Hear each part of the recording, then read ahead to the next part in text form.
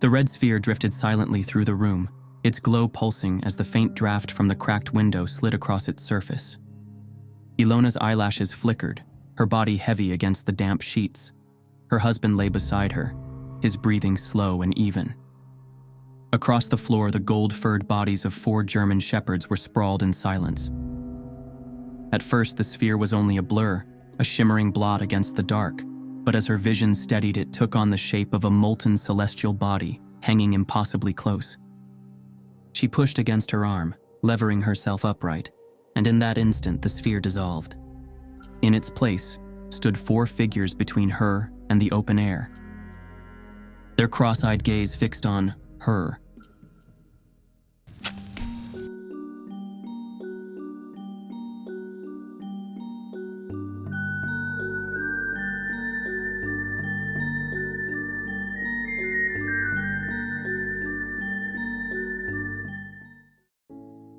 The event we now will explore took place on Saturday, April 30th, 1983, about 3 kilometers from Sospel in southern France. This small town in the Alpes-Maritimes is located in a cultivated basin, notably home to olive trees, and surrounded by high mountains.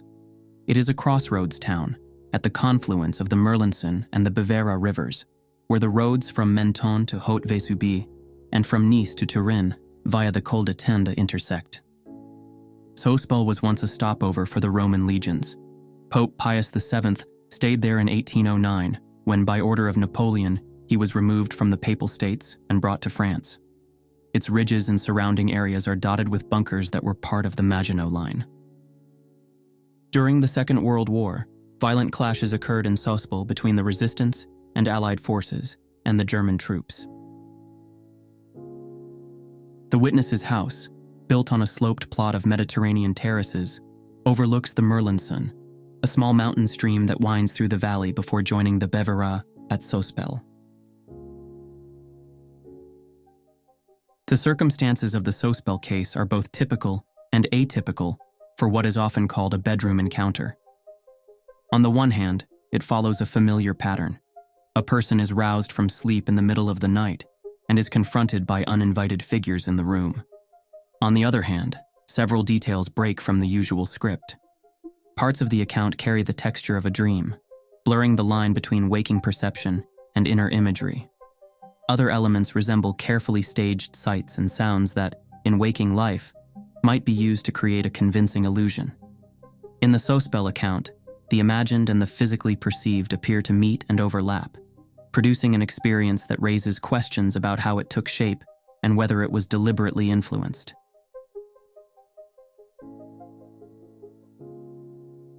The original LDLN article that introduced the case begins with a caution to the reader. One can make several quite different readings of a testimony such as this, and the most literal interpretation may not be the one to recommend, given how many reasons there are to suppose that, in this kind of account, the witness's memories are not necessarily a faithful reflection of what really happened. This note is part of the magazine's own editorial framing of the case, and it is striking because the investigators themselves regarded the witness as a highly credible person. In the article, the sole witness of this case was presented anonymously. Her name later surfaced for Jean Cedar through an informant and has since been mentioned in various texts, though not necessarily with her consent. At the time of the events, she was 65 years old, of Hungarian origin and living in Sospel, in Alpes-Maritimes. We will refer to her simply as Ilona in order to preserve some of the anonymity that she originally desired. The discussed events took place during the night of April 29th to 30th, 1983, and the initial investigation began shortly after, when J.C. Dufour visited Ilona at her home on May 3rd. In order to get a true sense of Ilona's personality, Monsieur Dufour deftly devised a stratagem. He asked her father to arrange a meeting under the pretext of being interested in old houses in the region. At the time, Dufour was a retired officer of the Prévôté, now in the position to repurpose his expertise and set it to work here. In his meeting with Ilona, he took care not to mention UFOs or extraterrestrials, to see if the lady would not spontaneously tell him about her experience. In this way, he was able to chat with the witness for a long time. and the impression he came away with from his face-to-face meeting was that Ilona was not at all an extravagant, deceitful, or mystical person. And what did she tell him? Let's dive into the encounter. At 2 o'clock in the morning, Ilona was awakened in the room where she normally sleeps by a red orb about the size of a football.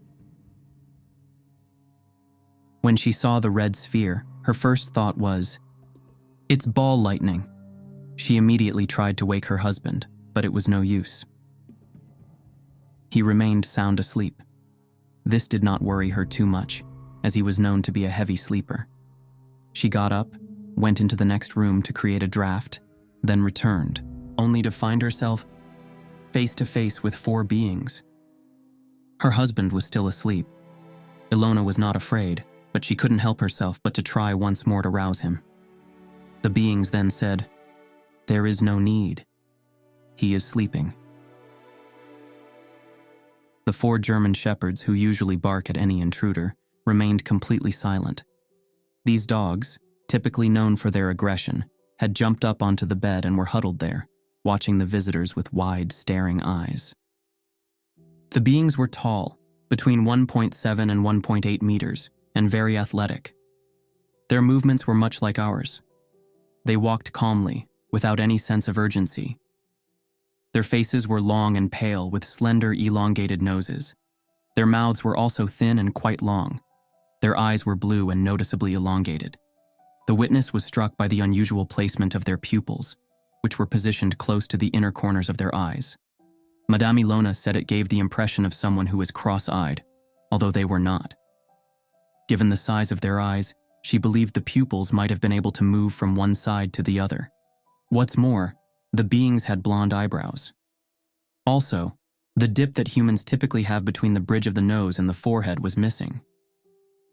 It was all one continuous surface, she said. They also lacked the small groove between the nose and upper lip. However, they did have visible teeth. Their hair was not visible, as their heads were covered in a sort of cap, similar to what divers wear. Unlike a diver's hood, though, this cap did not extend to meet the collar of their suits.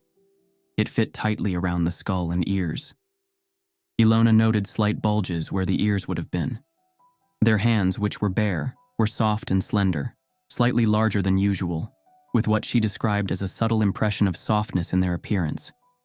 These beings spoke normally, without any noticeable accent. They smiled frequently. When asked, "Do you speak other languages?" they replied that they knew all the languages of Earth.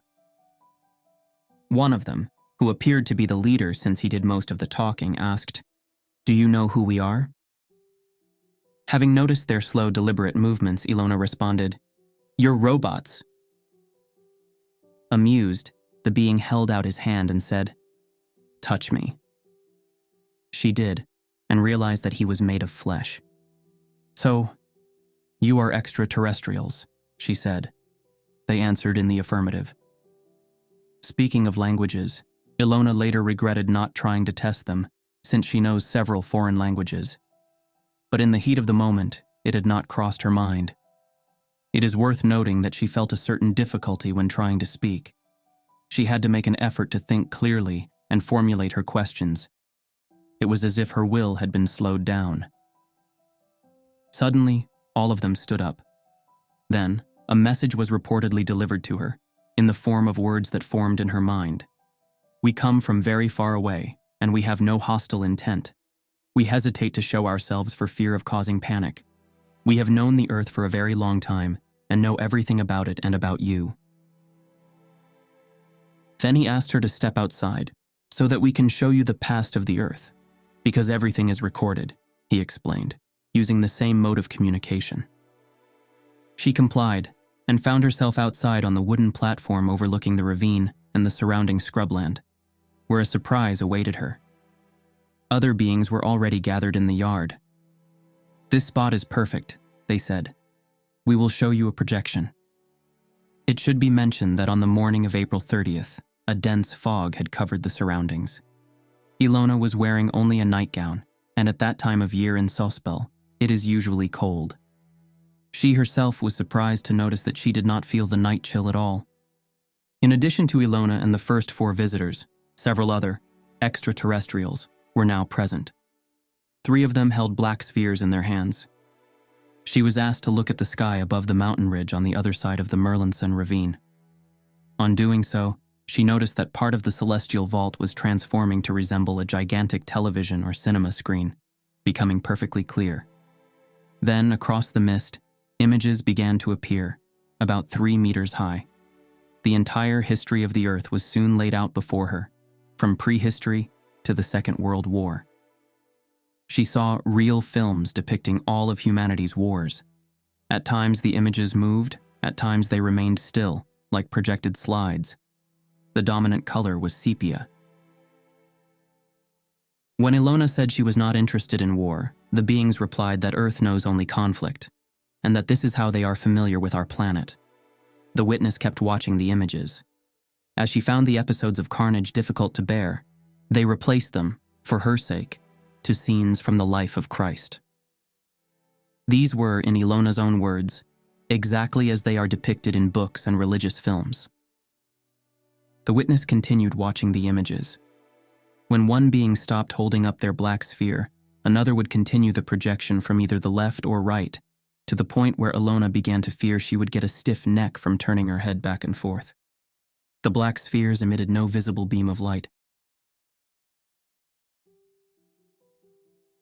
When the projection ended, she returned to the house with the 4 beings.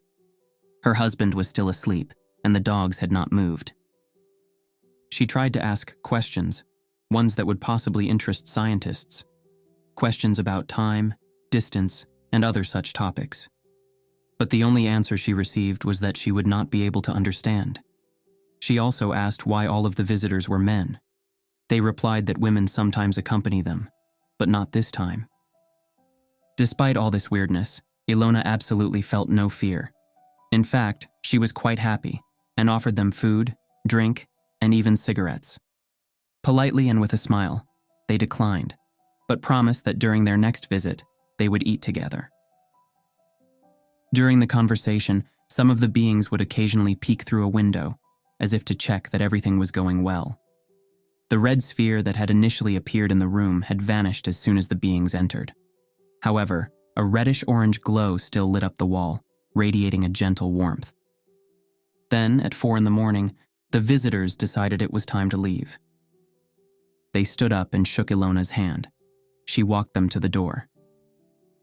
It was then that she saw an object, an elongated oval shape in a dark color. It was around 15 meters long. A door was visible, through which the witness could see a soft, diffused light inside. The fog still hung over everything.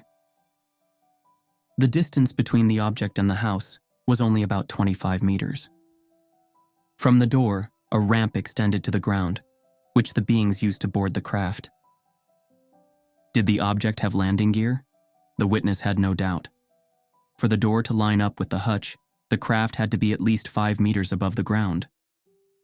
However, Ilona never saw the underside of the object, which was obscured by a plank and the thick fog. When asked, "Did you know that objects reported by witnesses around the world can remain suspended without visible support?" She replied, "Oh, really? That exists too?"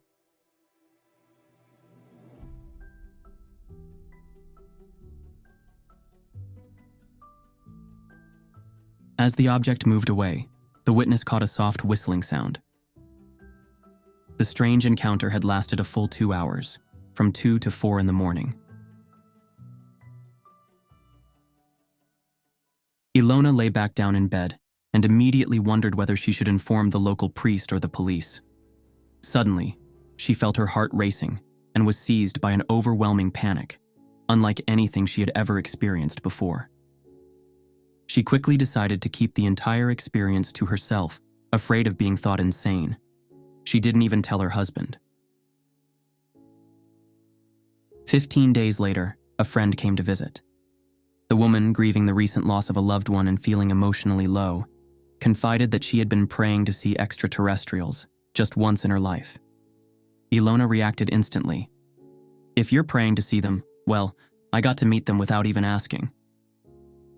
It was through this exchange, and with the help of Mr. Dufour that the story eventually came to light. 2 months after the event, a neighbor with an interest in UFOs photographed what he believed to be a landing trace. But Ilona was certain it had nothing to do with the object she encountered. According to her, it had left no visible trace, and the photo he took had been taken further down the slope. One surprising detail was noted regarding the suits worn by the 4 visitors. Ilona had noticed yellow and green stripes on their shoulders, like military ranks. These beings had promised the woman they would return 6 months later, but they never did. Ilona, who had been waiting for them, was earnestly quite afraid of seeing them again. As the expected date approached, she even built herself a bed raised off the floor and barricaded herself in. Overall, however, she coped well with the experience. She remained somewhat in awe of them, thinking back on their kindness, their courtesy, and their smiles. She found them beautiful, and still wonders, why did they choose me? Before this encounter, she had barely considered the possibility of such things. Now she looks up at the sky more often, with a quiet sense of hope. She has prepared questions in her mind, driven by a thirst for understanding. Next time, she will be ready.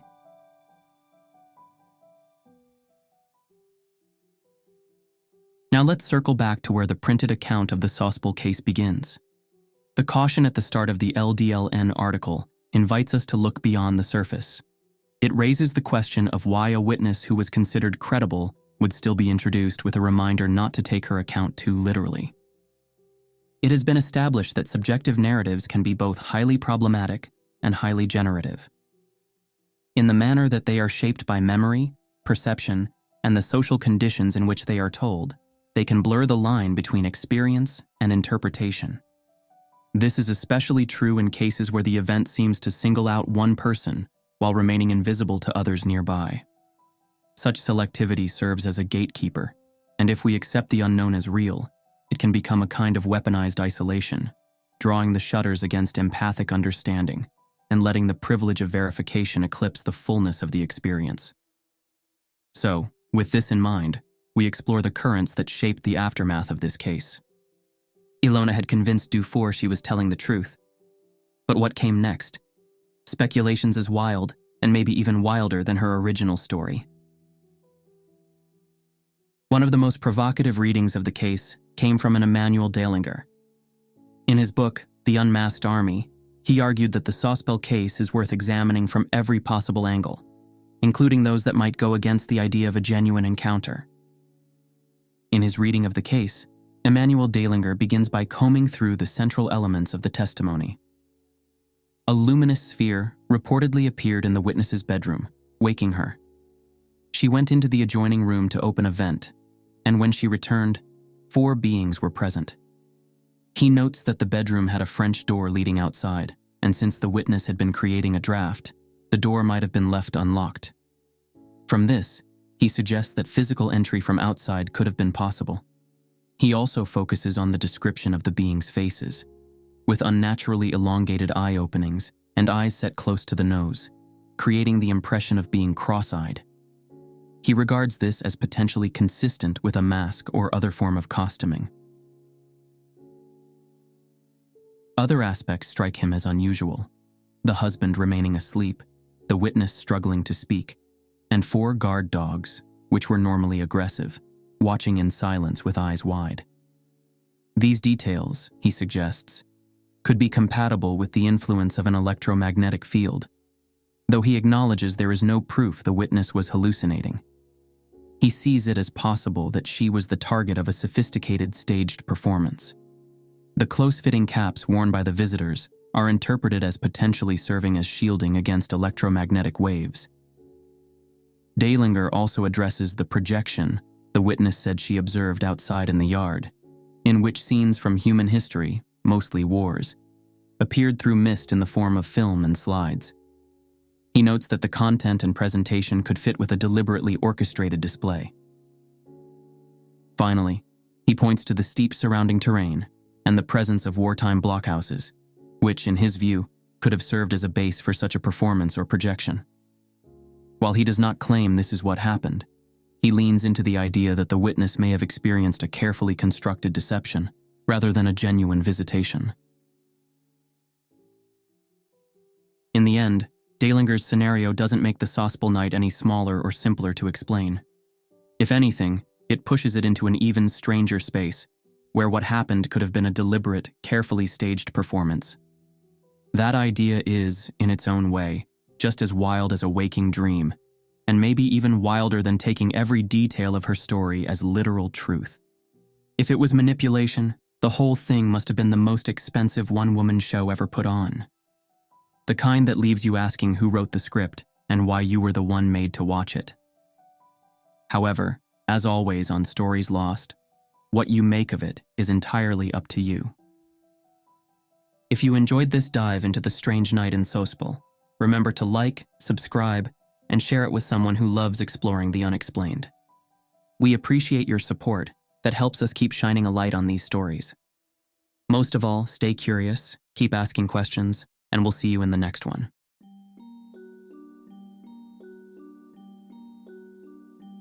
This week we want to extend a warm thank you for the super thanks. And of course, as always, we want to extend a huge thank you to our ongoing supporters. See you next week.